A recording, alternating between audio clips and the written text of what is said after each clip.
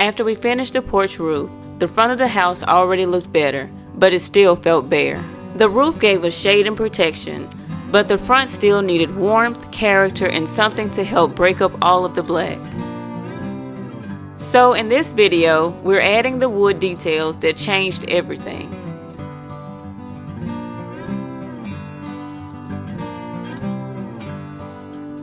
When we first painted the house black, we loved the look of it. We've always liked black Barndominiums, and that was the direction we had in mind for this pole barn build. But once the porch roof was on, we could see that the front still needed something. It needed contrast, it needed curb appeal, it needed that farmhouse, homestead, Barndominium look that we had pictured. At first I thought about painting the front door red because everything was so black. But once the stained wood started going around the door, we realized the wood gave it the pop it needed. Most of the wood we used for this part came from the pine trees right here on our property. We used that wood for the wainscoting, the shutters, the front door frame, and part of the post wraps. It wasn't perfect store-bought lumber. It was rough cut. It needed sanding, and some pieces took a little more work, but that's also what gave it character. Using our own wood made this project feel more meaningful. And to be honest, it made our pockets feel a whole lot better too.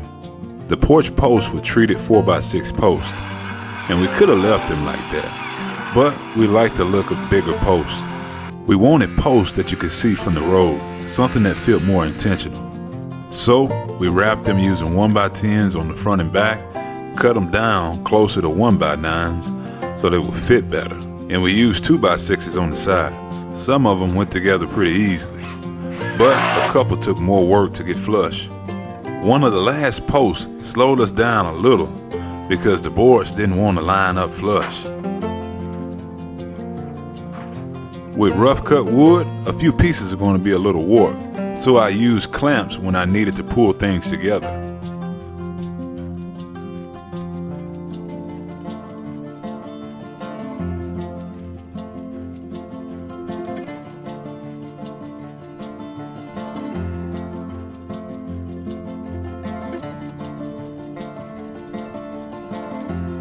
But once the posts were wrapped, the front changed immediately. They had more weight, more presence, and they looked like part of the design. The next big part was the wood wainscoting. We loved the idea of adding wainscoting to the front of the house, but using stone would have been way too expensive for the amount of space we needed to cover. So we decided to use what we already had, wood. And honestly, it gave us more of that farmhouse and homestead look anyway. Because the front of the house is metal siding, I had to figure out the best way to attach the wood. I ran 1x4 strips along the top and bottom and screwed those into the studs. Then we came back with the vertical boards and overlapped them to create a look that we wanted. The boards were spaced about 7.5 inches apart, and then we overlapped more boards on top. This became one of our youngest son's main jobs. He helped measure, space the wood boards, overlap them, and drill them into the wall. And when you see him working on this house, you can tell he is proud of it. He is not just watching AC build, he is learning how to build too. We had to work around 2 outlet boxes, a pipe that runs into the pantry, and the front door frame. One window set a little low on one side, so I had to dip the wainscoting down a little under that window, but it ended up blending in like something that you would do under a windowsill. I also used some of the wood strips with live edges as trim along the top of the wainscoting.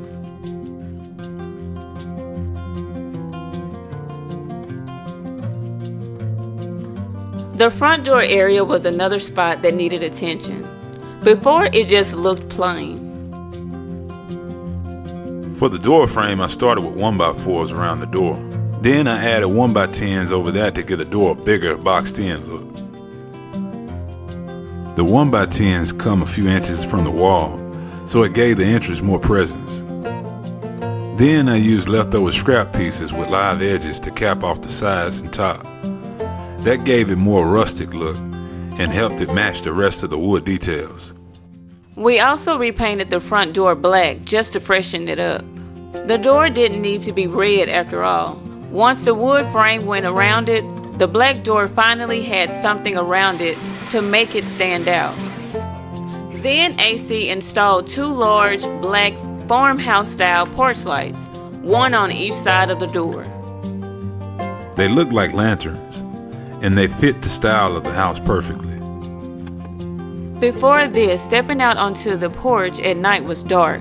The street light didn't really help the porch area, so a lot of times we needed a flashlight. But once these lights were installed, it finally felt like a real front porch at night too. The shutters were another detail that made a big difference. They were cost-friendly, easy to DIY, and gave the front of the house that down-home country feel. We built 8 shutters, one for each front window. Each shutter has a 1x10 base with 1x4s framed around it. There is a 1x4 on each side, one at the top, one at the bottom, and one across the center.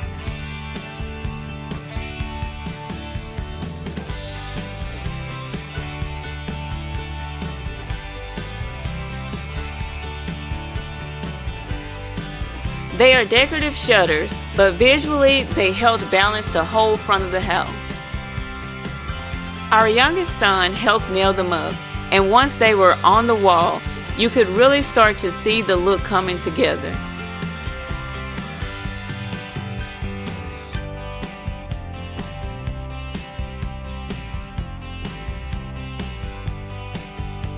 After the building came sanding, and this was mostly my part.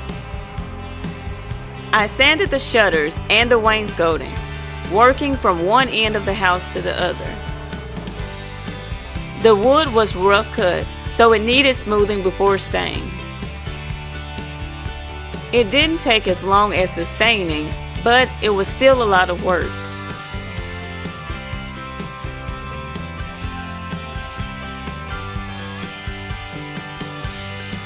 Then came the stain. We used burnt Sierra, which is a color we found at our local liquidation store. It was a deck stain, and it was a good deal per gallon. We had tested it before on the chicken coop around the trim of the door and windows, and we loved the deep reddish tone against the black. It was different from what we usually see paired with the black Barndominiums, and that's what we like about it.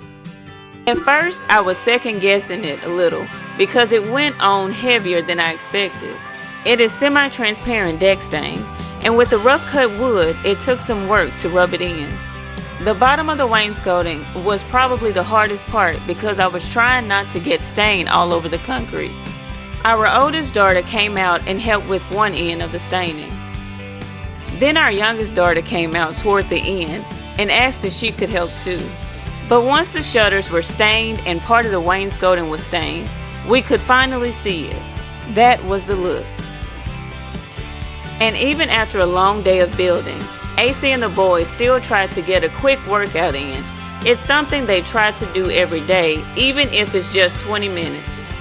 As a family, we believe in staying active, staying healthy, and building discipline in more ways than one. For me and our youngest son, the hardest part was probably all the cuts. There were a lot of pieces to measure, cut, line up, and install. Some boards were a little warped, which is expected with rough cut wood, so I used clamps when I needed to pull pieces together. Wrapping the posts took longer than I thought because some fit better than others. For me, the staining took the longest. The sanding went pretty fast, but staining all of that rough cut wood took time, especially the lower boards. One of our neighbors walked by and hollered from the road about how nice it looked. Then he stopped by after his walk to get a closer look, and another neighbor came by too and talked about how good everything was looking. We had been doing the same thing, standing back and saying, "Man, this really looks nice." And when our youngest daughter stepped out and said, "Wow," that pretty much summed up how we all felt.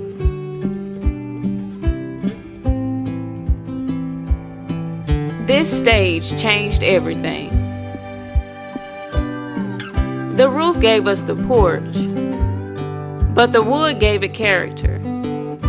The post wraps, the wainscoting, the door frame, the lights, the shutters, and the burnt Sierra stain all helped turn the front from plain and unfinished into warm and welcoming. It finally started looking like the Barndominium farmhouse homestead style we had pictured. It fits us, it fits this house, and it feels like Raven Rock. But we're not finished yet.